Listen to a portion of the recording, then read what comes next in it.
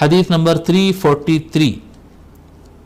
حدثنا عباس، پہلے جو گیا تھا خلق رسول اللہ، حضور صلی اللہ علیہ وآلہ وسلم کی تخلیق سے متعلق بیان گیا تھا جو بالکل ابتدا میں آیا تھا. حدثنا عباس بن محمد الدوری قال حدثنا عبد الله بن يزيد المقرئ قال حدثنا ليث بن سعد قال حدثني ابو عثمان الوليد بن ابي الوليد عن سليمان بن خارجة عن خارجة بن زيد بن ثابت رضي الله عنه قال دخل نفر على زيد بن ثابت فقالوا له حدثنا احاديث رسول الله صلى الله عليه وآله وسلم.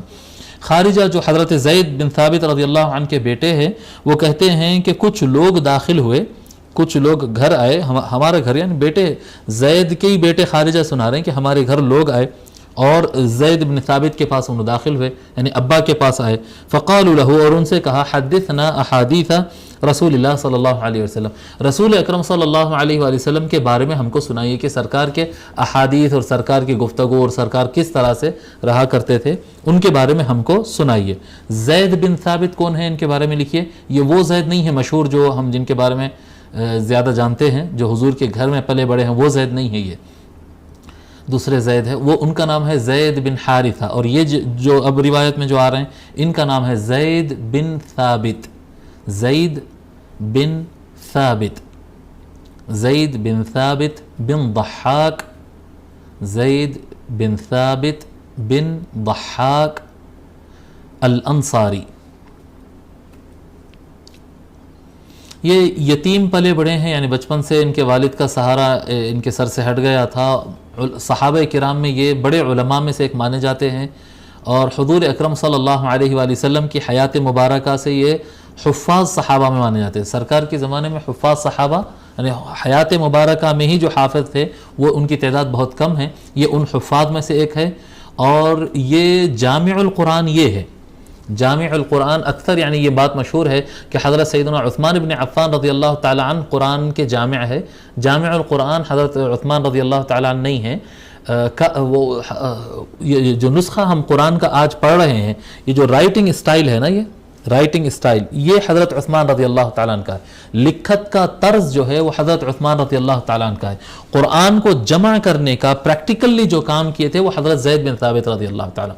جامع القرآن یہ لقب دو کو لگ سکتا ہے، یہ حضرت زید رضی اللہ تعالیٰ عنہ کو لگ سکتا ہے، زید بن ثابت کو، یا پھر حضرت سیدنا ابوبکر صدیق رضی اللہ تعالیٰ عنہ کو لگ سکتا ہے، یہ دونوں.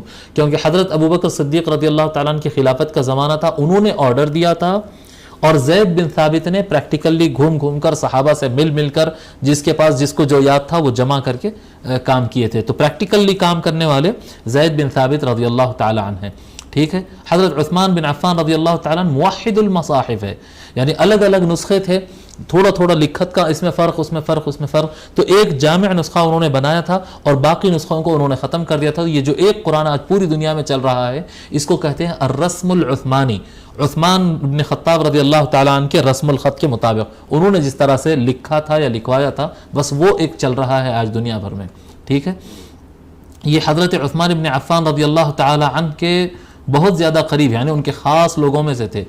حضرت زید بن ثابت رضی اللہ تعالیٰ عنہ حضرت عثمان بن عفان رضی اللہ تعالیٰ عنہ کے خاص لوگوں میں سے تھے یہ، مگر جو ہے تفضیلی تھے یہ، یعنی مولا علی علیہ السلام کو حضرت عثمان بن عفان رضی اللہ تعالیٰ عنہ سے افضل مانتے تھے، مولا علی کو افضل ماننے والوں میں سے تھے.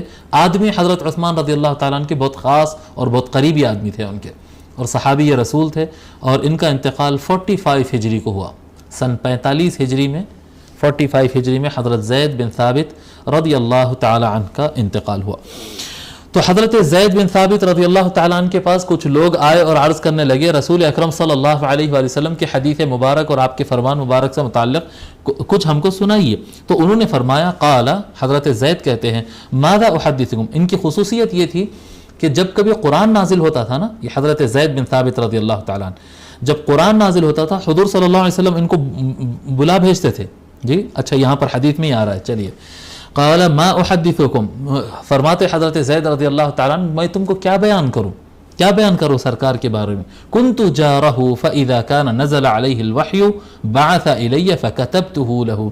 میں میں رسول اکرم صلی اللہ علیہ وآلہ وسلم کا پڑوسی تھا، یعنی سرکار کے گھر کے پڑوس میں ہی ان کا گھر تھا، میں ان کا پڑوسی تھا. جب کبھی ان کے پاس وحی نازل ہوتی تھی، جب کبھی حضور صلی اللہ علیہ وآلہ وسلم پر قرآن نازل ہوتا، بعث الیہ، رسول اکرم صلی اللہ علیہ وآلہ وسلم میرے پاس میرے کو بلا بھیجتے، فکتبتہ لہ، بلا بھیجتے تو میں آتا اور سرکار پڑھتے جاتے اور میں ان کے لیے ان کو لکھ کر پیش کرتا ہوں، یا رسول اللہ یہ لکھ دیا قرآن. تو قرآن کریم سب سے زیادہ، قرآن کریم جو لکھنے والے کاتب الوحی جس کو کہتے ہیں نا، جو اصل وحی کی کتابت کا کام کیے ہیں، وہ سب سے زیادہ لکھنے والے مولا علی ہیں اور زید بن ثابت ہے اور حضرت عثمان بن عفان رضی اللہ عنہ، اور صحابہ بھی، ایک لسٹ ہے صحابہ کرام کی جنہوں نے قرآن کریم لکھا ہے. یہ تین افراد سب سے زیادہ قرآن لکھے ہیں، مولا علی اور زید بن ثابت اور حضرت عثمان بن عفان رضی اللہ تعالی عنہم اجمعین. یہ تین اور دیگر صحابہ نے بھی قرآن کریم لکھا ہے، اور یہ سب سے زیادہ، یعنی تقریباً آپ کہہ سکتے ہیں مکمل قرآن لکھنے والے یہ افراد ہیں، قرآن کریم لکھنے والے یہ افراد ہیں. ٹھیک ہے، ان کے نام کے ساتھ کبھی کاتب الوحی نظر نہیں آتا، نہیں لکھتے لوگ. یہ ان کے بہت سارے فضائل میں سے من جملہ ایک یہ بھی ایک فضیلت ہے. فَكُنَّا إِذَا ذَكَرْنَا الدُّنْيَا ذَكَرَهَا مَعَنَا. فرماتے ہیں کہ رسول اکرم صلی اللہ علیہ وآلہ وسلم کا یہ معاملہ ہوتا کہ جب ہم دنیا کو یاد کرتے، ہم صحابہ جب دنیا کو یاد کرتے تو سرکار ہمارے ساتھ دنیا کو یاد کرتے، یعنی دنیا ایسی ہے، ایسا ہے، ویسا ہے، اس کے درخت ایسے ہے، پہاڑ ایسے ہے. جب کبھی دنیا کی بات نکلتی ہے، جی دنیاوی معاملات لوگوں سے، جب ہم دنیاوی بات نکالتے ہیں تو حضور صلی اللہ علیہ وآلہ وسلم ہمارے ساتھ دنیا کا ذکر بھی کرتے ہیں. جی دنیا کا ذکر یعنی دنیا میں الجھتے نہیں، دنیا کی حقیقت کیا ہے، دنیا کیسی ہے، معاملات کیسا کرنا چاہیے. جب ان امور میں ہم الجھتے ہیں، گفتگو کرتے ہیں، تو سرکار ہم کو اس میں ہدایت فرماتے اور اس کے بارے میں ذکر کرتے. وَإِذَا ذَكَرْنَا الْآخِرَةَ ذَكَرَهَا مَعَنَا. اور اگر ہم آخرت کو یاد کرتے، قیامت کو یاد کرتے، تو سرکار قیامت کے بارے میں ہم کو سناتے اور اس کے بارے میں بولتے. وَإِذَا ذَكَرْنَا الطَّعَامَ ذَكَرَهُ مَعَنَا. اور اگر ہم کھانے کے بارے میں کھانے کا ذکر اگر چھیڑ دیتے، کھانے کا تذکرہ، روٹی ایسی ہے، چاول ایسی ہے، وہاں یہ کھائے تھے، یہاں ایسا ہوا تھا، اگر چھیڑ دیتے تو سرکار صلی اللہ علیہ وآلہ وسلم ہمارے ساتھ کھانے کا ذکر کر دیتے. بتانا کیا چاہ رہے ہیں؟ بتانا فَكُلُّ هَذَا أُحَدِّثُكُمْ عَنْ رَسُولِ اللَّهِ صلی اللہ علیہ وآلہ وسلم. یہ سب باتیں میں تم کو وہ بتا رہا ہوں جو رسول اکرم صلی اللہ علیہ وآلہ وسلم کے بارے میں، یعنی سرکار یہ ساری باتیں کرتے تھے. یعنی بتانا یہ چاہ رہے ہیں کہ اگر کوئی قوم کوئی سبجیکٹ پر بات کر رہے ہیں تو سرکار فوراً ٹوک دینا اور جھڑک دینا، یہ کیا فضول باتیں کر رہے ہیں، چلو بند کرو، یہ اس کی ضرورت نہیں ہے، یہ بات کرو، یہ تمہاری زیادہ.